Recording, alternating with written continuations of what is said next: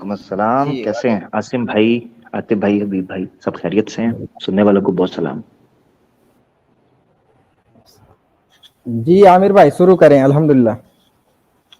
مجھے ساتھ ماشاء میں اللہ جی، آپ نے فیتا تو کاٹ دیا ہے، آپ نے اب مفتی صاحب کا انتظار ہے۔ تو تمام سننے والوں کو بڑا پیار بھرا سلام۔ آج آبویسلی مفتی صاحب کا کویسچن آنسر سیشن کی ایپیسوڈ 84 ہے۔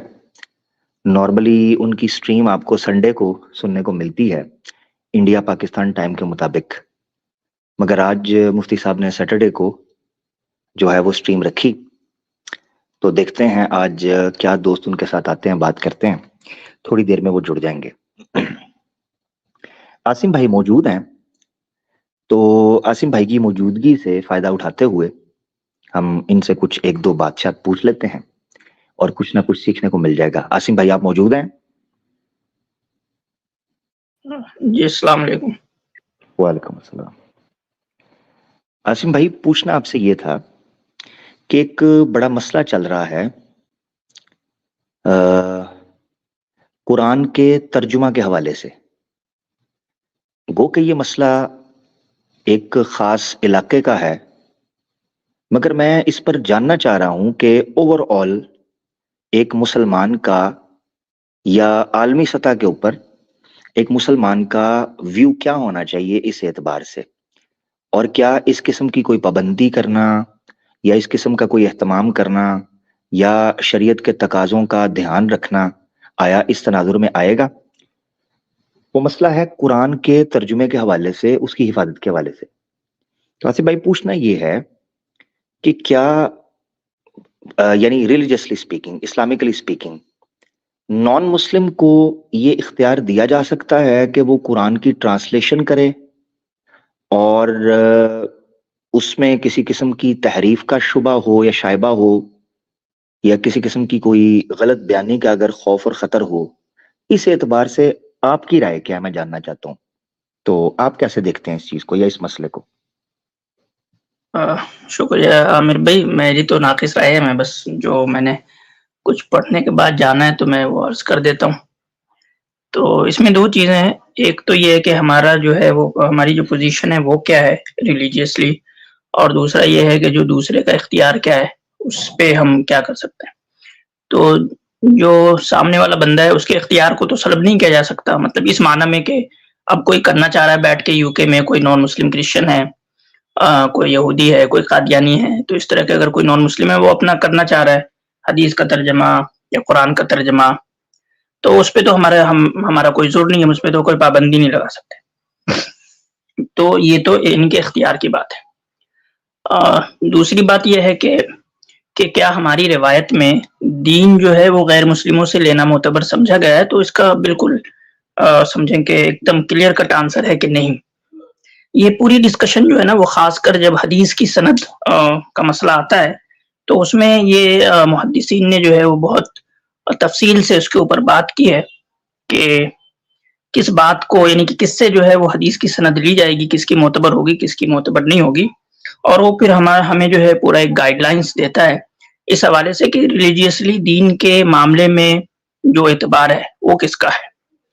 تو آپ کرنا چاہیں ایک ترجمہ کر سکتے ہیں، اس پہ جو ہے ہمارا کوئی اختیار نہیں ہے کہ ہم آپ کو روکیں، لیکن اس کو ہم اپنے دین کا ماخذ نہیں سمجھیں گے، کبھی نہیں سمجھیں گے۔ اور اگر کوئی اسلامی ریاست ہے یا ہونے کا کلیم کرتی ہے، تو اگر وہ دیکھتی ہے کہ کوئی بندہ، کوئی نان مسلم اگر اس طرح سے ایک خاص ورلڈ ویو رکھتا ہے اور اس ورلڈ ویو کے تحت جو ہے وہ اگر قرآن کا یا حدیث کا انٹرپریٹیشن کرے گا، تو جس کا لازمی نتیجہ یہ نکلے گا کہ وہ تحریف پہ ہی مبنی ہوگا۔ مثال کے طور پہ اگر کوئی اسلامی ریاست میں کوئی عیسائی جو ہے وہ اس مقصد کے تحت قرآن کا ترجمہ کرنا چاہے کہ اس سے نعوذ باللہ من ذالک وہ عیسیٰ علیہ السلام کے ڈیوینٹی کو یا ان کے جو ہے وہ سن آف دا گاڈ ہونے کو ثابت کرنا چاہے، تو یہ قرآن کا ایک ڈسٹورشن ہے، ایک تحریف ہے۔ جو بھی اس طرح، یعنی کہ جہاں اسلامی ریاست ہوگی یا اسلامی ریاست ہونے کا دعویٰ ہوگا، اس کی ذمہ داری ہے کہ وہ اس کے اوپر پابندی لگائے گی کہ بھائی آپ اپنے ورلڈ ویو کو، کوئی اگر شرک کو ثابت کرنا چاہتا ہے قرآن سے یا کوئی جو ہے وہ عیسائی جو پوزیشنز ہیں ان کے اپنی ٹرینیٹی کو لے کر کے اس کو ثابت کرنا چاہتا ہے قرآن کی تفسیر یا قرآن کے ترجمے سے، تو اسلامی جو نظام ہوگا وہ اس کی اجازت نہیں دیتی. تو یہ کوئی آج نئی چیز نہیں ہے، اس کے اوپر محدثین نے جو ہے وہ اپنے اصول کے اندر بہت تفصیلاً گفتگو کیا ہے کہ دین صرف وہی معتبر ہے جو کہ کسی ایک مسلم کے ذریعے ہم تک پہنچے. جی زبردست زبردست. عاصم بھائی آپ نے ایک دو مثالوں کا بھی ذکر کر دیا، تو میں بتاتا چلوں کہ قرآن سے تثلیث کے عقیدے کو اخذ کرنا یہ کرسچن مشنریز کی پرانی عادت رہی. جس طرح عاصم بھائی نے ذکر کیا کہ کوئی ٹرینٹی کو یا الوہیت مسیح کو ثابت کرنے کے لیے قرآن کے دلائل استعمال کرنا شروع کر دے، تو آبویسلی وہ قرآن کی ایسی تعویل یا ایسی تفسیر باطل کر رہا ہوگا، تفسیر بالرائے کر رہا ہوگا، جس کو اسلامک سورسز میں یا اسلامک اصول میں صحیح تسلیم نہیں کیا جاتا. اب رحمت اللہ کرانوی صاحب نے اہلاً حضرت اہلاً. السلام علیکم ورحمۃ اللہ وبرکاتہ. وعلیکم السلام ورحمۃ اللہ وبرکاتہ. حضرت خیریت سے؟ آپ جی جی سب خیریت. ایک منٹ چاہیے حضرت بس، میں جملہ مکمل ہو جائے تو پھر اس کے بعد بسم اللہ بقا جائے. جی ہاں. رحمت اللہ کرانوی صاحب نے اظہار الحق کے اندر ایک ڈیبیٹ کا ذکر کیا ہے جو امام رازی کے اور ایک کرسچن پادری کے، عیسائی پادری کے درمیان ہوئی. اس میں وہ ذکر کرتے ہیں جس کو مناظرہ امام رازی کے نام سے بھی چھاپا بھی گیا ہے علیحدہ. اس میں ایک پادری آتا ہے، وہ آ کر بسم اللہ الرحمن الرحیم سے تثلیث کا ثبوت پیش کرتا ہے. کہتا ہے اللہ ایک، الرحمن دو، الرحیم تین. یہ دیکھیں جی، شروع تین کے نام سے. اب امام رازی نے پھر ان کو جواب بڑا زبردست دیا. امام رازی نے کہا کہ اگر بسم اللہ الرحمن الرحیم سے تثلیث ثابت ہوتی ہے تو 28ویں پارے کے اندر تو هو اللہ الذی، ٹھیک ہے، وہ آگے کو تقریباً 12 کے قریب صفاتی نام آتے ہیں، تو پھر تثلیث بھی ٹوٹ گئی. ٹھیک ہے، المؤمن ہے، الخالق ہے، الباری ہے، القوی ہے، المتکبر ہے، تو یہی صفاتی نام تو قرآن کے اندر بھی آئے ہیں، تو پھر تثلیث تو ٹوٹ گئی. تو وہ فبہت الذی کفر، اس کا منہ بند ہو گیا. تو یہ جس طرح عاصم بھائی نے کہا، اسی طرح ایک تفسیر ہے جو ثناء اللہ امرتسری صاحب نے لکھی، برہان التفاسیر لاصلاح سلطان التفاسیر.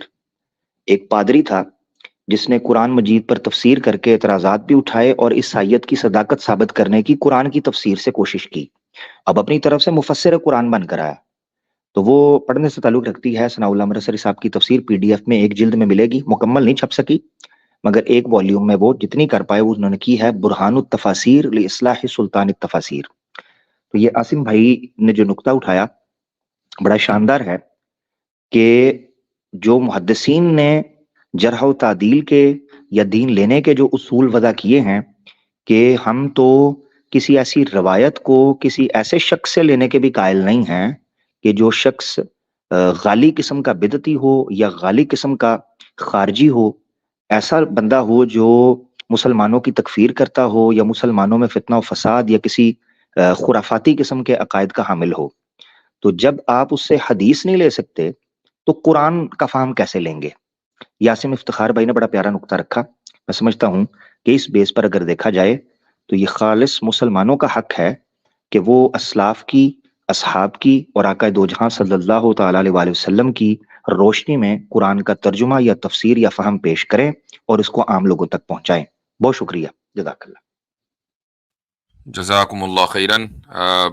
دیر سے حسب معمول آنے کے لیے معذرت خواہ ہوں. یہ تو کئی ہفتوں کا معمول بن گیا. تو آج سے میرا ارادہ یہ تھا کہ شروع میں دھورو راٹھی حفظہ اللہ کے تعلق سے کچھ گفتگو کی جائے. ان کی ایک ویڈیو آئی تھی فیمنزم کے حوالے سے. تو ویل نیڈڈ کلپ حضرت، ویل نیڈڈ کلپ ہے اور critical analysis is very important. جی ہاں. تو خیر وہ اصل میں ارادہ تو یہ تھا، لیکن اس کو اب میں ایک ہفتے کے لیے مؤخر کروں گا، اور اس کی وجہ یہ کہ میں ابھی ان کی پوری ویڈیو سن نہیں پایا ہوں. تو ظاہر ہے کہ جب تک پوری ویڈیو آدمی نہ دیکھ لے تو ہو سکتا ہے کہ کچھ باتیں آگے انہوں نے کہی ہوں جن کا ریبٹل ہونا بھی ضروری ہے، تو اس لیے میں اس کو مؤخر کر رہا ہوں. لیکن بہرحال یہ کہ یہ ضروری ہے، اس پر گفتگو ہوگی انشاءاللہ. آج کوئی اہم موضوع تو نہیں ہے شروع میں ڈسکس کرنے کا، اس لیے جلدی لنک ہم پن کریں گے. لیکن عامر بھائی آپ سے یہ پوچھنا ہے، یہ جو قادیانیوں کا مسئلہ وہاں ابھی ایک دم اٹھا ہے، تو اس کے تعلق سے جو چیف جسٹس نے جو ریمارکس دیے ہیں کیا اس کا کوئی اثر ہوگا؟ اصل میں چیف جسٹس نے جو ریمارکس دیے ہیں اس سے ایک اضطراب اور خلفشار تو پیدا ہوا ہے علمی حلقوں میں. البتہ چونکہ چیف جسٹس صاحب کو جب پریشر محسوس ہوا تو انہوں نے ابھی ریسنٹلی ایک پریس کانفرنس کے اندر پبلک پریس کانفرنس تو نہیں کہنا چاہیے اس کو, بار سے خطاب کر رہے تھے, جو لائرز کا بار تھا یا جو اپ کمنگ ججز تھے ان کے ساتھ بار کرتے ہوئے انہوں نے یہ کہا کہ بھائی جو میں نے فیصلہ دیا ہے, اگر علماء کو یا علمی حلقوں کو یا صاحب اثر حلقوں کو یہ فیل ہوتا ہے کہ اس فیصلے کو ریویو کرنا چاہیے یا اس کو چیلنج کرنا چاہیے, تو میں اوپن ہوں اس معاملے میں, تو میں ریویو کرنے کے لیے تیار ہوں. اس پر سینیٹر مشتاق احمد صاحب جو ہیں انہوں نے سینٹ کے اندر بڑے دھواں دھار قسم کا خطاب کیا ہے اور انہوں نے کہا کہ ہم اس کو چیلنج کریں گے. اسی طریقے سے جو کیپٹل ہے پاکستان کا اسلام آباد, وہاں پر ایک لائرز کی ٹیم ہے وہ ایکٹیو ہوئی ہے اور انہوں نے باقاعدہ اس کے اوپر فریم ورک تیار کر لیا ہے کہ وہ سپریم کورٹ کے اس فیصلے کو ریویو کے لیے ڈالیں گے اور اس کو ریورس کریں گے. اس کی وجہ یہ حضرت کے فیصلے کے دو رخ ہیں, ایک ہے جو ایک پرٹیکولر انڈیویجول کی بیل سے تعلق رکھتا ہے اور ایک وہ جو اوفینس ہے اس کے اوپر ڈیٹیل میں بات ہوئی ہے کہ اوفینس کی نوعیت کیا ہے. تو جو سبجیکٹ آف دا میٹر ہے اس کے اوپر جو انہوں نے ضمناً کچھ باتیں کہی ہیں وہ اتنی خطرناک ہیں کہ وہ مسلمانوں کے مجموعی اور خصوصی طور پر پاکستان کے آئین کے اوپر ایک بڑی خطرناک قسم کی ضرب لگاتی ہیں اور اس کو مشکوک بنانے کی کوشش ہے. اور سہارا لیا گیا ہے دو آیات کے غلط یعنی غلط ٹائمنگ پر ان کو رکھنا, آیات کو غلط جگہ پر رکھ کر ان سے انٹرپریٹیشن کرنا, تو یہ بہرحال ریورس ہو جائے گا انشاءاللہ. تو یہ جو انہوں نے کسی موقع پر کہا کہ آئین بلند ہے اسلام سے, چونکہ آئین سب کی تحفظ کی بات کرتا ہے, تو یہ ابھی حال فی الحال اسی کانٹیکس میں بات ہوئی ہے؟